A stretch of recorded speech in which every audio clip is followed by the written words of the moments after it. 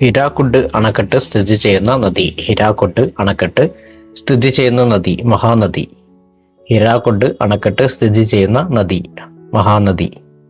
എത്രാം പഞ്ചവത്സര പദ്ധതിക്കാലത്താണ് ബാങ്കുകളുടെ ദേശസാൽക്കരണം നടന്നത്? എത്രാം പഞ്ചവത്സര പദ്ധതിക്കാലത്താണ് ബാങ്കുകളുടെ ആദ്യ ദേശസാൽക്കരണം നടന്നത്? 4. എത്രാം പഞ്ചവത്സര പദ്ധതിക്കാലത്താണ് ബാങ്കുകളുടെ ആദ്യ ദേശസാൽക്കരണം നടന്നത്? 4. ഇന്ത്യയിലെ ഏറ്റവും പഴക്കം ചെന്ന വ്യവസായം. ഇന്ത്യയിലെ ഏറ്റവും പഴക്കം ചെന്ന വ്യവസായം പരുത്തി വ്യവസായം. ഇന്ത്യയിലെ ഏറ്റവും പഴക്കം ചെന്ന വ്യവസായം പരുത്തി വ്യവസായം.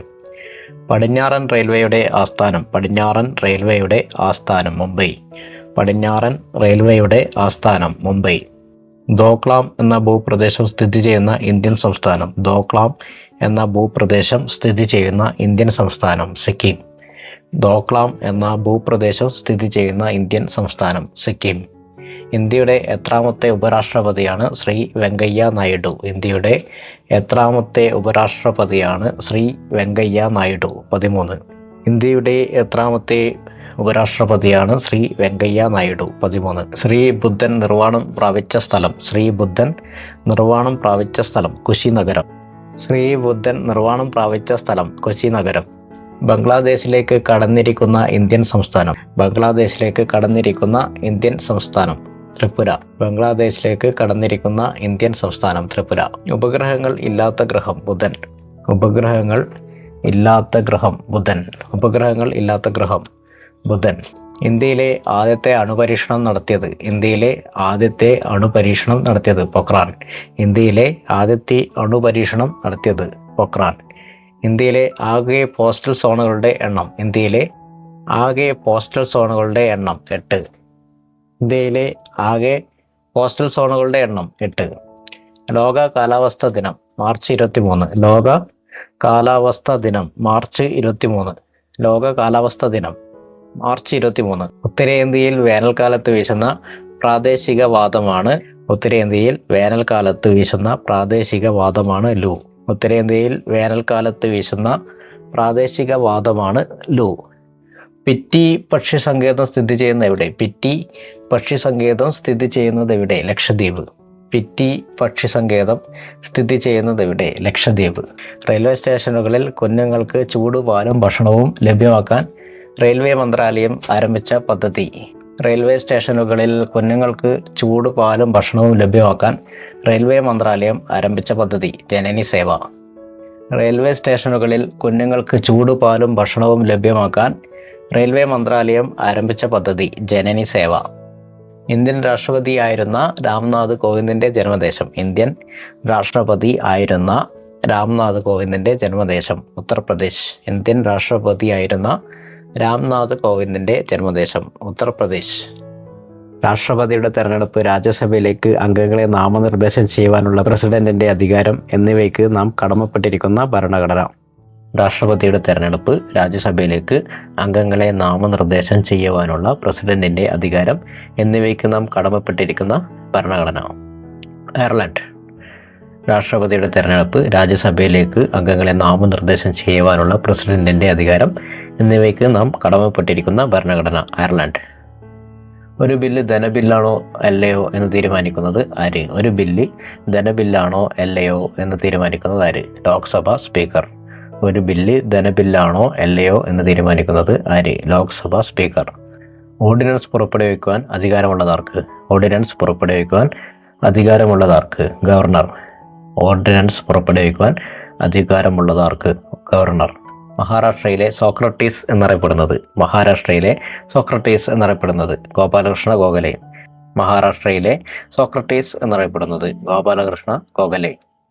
ഭരണഘടനയുടെ എത്രാമത്തെ ഷെഡ്യൂളിലാണ് ഭാഷകൾ ഉൾപ്പെടുത്തിയിരിക്കുന്നത്? ഭരണഘടനയിലെ എത്രാമത്തെ ഷെഡ്യൂളിലാണ് ഭാഷകൾ ഉൾപ്പെടുത്തിയിരിക്കുന്നത്? 8. ഭരണഘടനയുടെ എത്രാമത്തെ ഷെഡ്യൂളിലാണ് ഭാഷകൾ ഉൾപ്പെടുത്തിയിരിക്കുന്നത്? 8. ധനകാര്യ കമ്മീഷനെ നിയമിക്കുന്നതാര്? ധനകാര്യ കമ്മീഷനെ നിയമിക്കുന്നതാര്? രാഷ്ട്രപതി. ധനകാര്യ കമ്മീഷനെ നിയമിക്കുന്നതാര്? രാഷ്ട്രപതി. ബാങ്കുകളുടെ ബാങ്ക് എന്നറിയപ്പെടുന്നത്. ബാങ്കുകളുടെ ബാങ്ക് എന്നറിയപ്പെടുന്നത് റിസർവ് ബാങ്ക് ഓഫ് ഇന്ത്യ. ബാങ്കുകളുടെ ബാങ്ക് എന്നറിയപ്പെടുന്നത് reserve bank of India. Guruvayur സത്യാഗ്രഹം നടന്ന വർഷം. ഗുരുവായൂർ സത്യാഗ്രഹം നടന്ന വർഷം 1931. ഗുരുവായൂർ സത്യാഗ്രഹം നടന്ന വർഷം 1931. ഗാന്ധിജി ഇന്ത്യയിൽ നേതൃത്വപരമായ പങ്കുവഹിച്ച ആദ്യത്തെ സമരമേത്? ഗാന്ധിജി ഇന്ത്യയിൽ നേതൃത്വപരമായ പങ്കുവഹിച്ച ആദ്യത്തെ സമരമേത്? ചാമ്പാരൻ സത്യാഗ്രഹം. ഗാന്ധിജി ഇന്ത്യയിൽ നേതൃത്വപരമായ പങ്കുവഹിച്ച ആദ്യത്തെ സമരമേത്? ചാമ്പാരൻ സത്യാഗ്രഹം. അപ്പോൾ ചോദ്യങ്ങൾ ഒന്നുകൂടി ആവർത്തിക്കാം. ഹിരാക്കുണ്ട് അണക്കെട്ട് സ്ഥിതി ചെയ്യുന്ന നദി? മഹാനദി. എത്രാം പഞ്ചവത്സര പദ്ധതിക്കാലത്താണ് ബാങ്കുകളുടെ ആദ്യ ദേശസൽക്കരണം നടന്നത്? 4. ഇന്ത്യയിലെ ഏറ്റവും പഴക്കം ചെന്ന വ്യവസായം? പരുത്തി വ്യവസായം. പടിഞ്ഞാറൻ റെയിൽവേയുടെ ആസ്ഥാനം? മുംബൈ. ദോക്ലാം എന്ന ഭൂപ്രദേശം സ്ഥിതി ചെയ്യുന്ന ഇന്ത്യൻ സംസ്ഥാനം? സിക്കിം. ഇന്ത്യയുടെ എത്രാമത്തെ ഉപരാഷ്ട്രപതിയാണ് ശ്രീ വെങ്കയ്യ നായിഡു? ശ്രീ ബുദ്ധൻ നിർവ്വാണം പ്രാപിച്ച സ്ഥലം? കുശിനഗരം. ബംഗ്ലാദേശിലേക്ക് കടന്നിരിക്കുന്ന ഇന്ത്യൻ സംസ്ഥാനം? ത്രിപുര. ഉപഗ്രഹങ്ങൾ ഇല്ലാത്ത ഗ്രഹം? ബുധൻ. ഇന്ത്യയിലെ ആദ്യത്തെ അണുപരീക്ഷണം നടത്തിയത്? പൊക്രാൻ. ഇന്ത്യയിലെ ആകെ പോസ്റ്റൽ സോണുകളുടെ എണ്ണം? 8. ലോക കാലാവസ്ഥാ ദിനം? മാർച്ച് 23. ഉത്തരേന്ത്യയിൽ വേനൽക്കാലത്ത് വീശുന്ന പ്രാദേശിക വാദമാണ് ലോ. പിറ്റി പക്ഷി സങ്കേതം സ്ഥിതി ചെയ്യുന്നത് എവിടെ? ലക്ഷദ്വീപ്. റെയിൽവേ സ്റ്റേഷനുകളിൽ കുഞ്ഞുങ്ങൾക്ക് ചൂടുപാലും ഭക്ഷണവും ലഭ്യമാക്കാൻ റെയിൽവേ മന്ത്രാലയം ആരംഭിച്ച പദ്ധതി?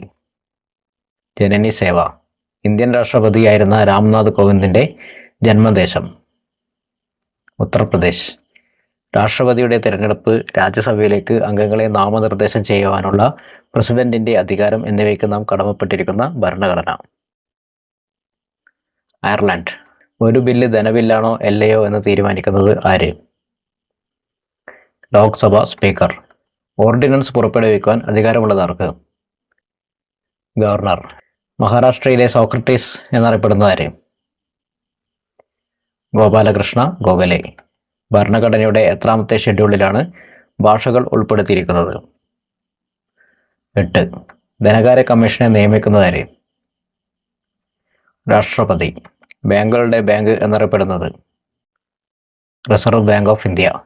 ഗുരുവായൂർ സത്യാഗ്രഹം നടന്ന വർഷം? 1931. ഗാന്ധിജി ഇന്ത്യയിൽ നേതൃത്വപരമായ പങ്കുവഹിച്ച ആദ്യത്തെ സമരമേത്? ചാമ്പാരൻ സത്യാഗ്രഹം. അപ്പോൾ അടുത്ത വീഡിയോയുമായി വീണ്ടും കാണാം. Okay bye. Thank you.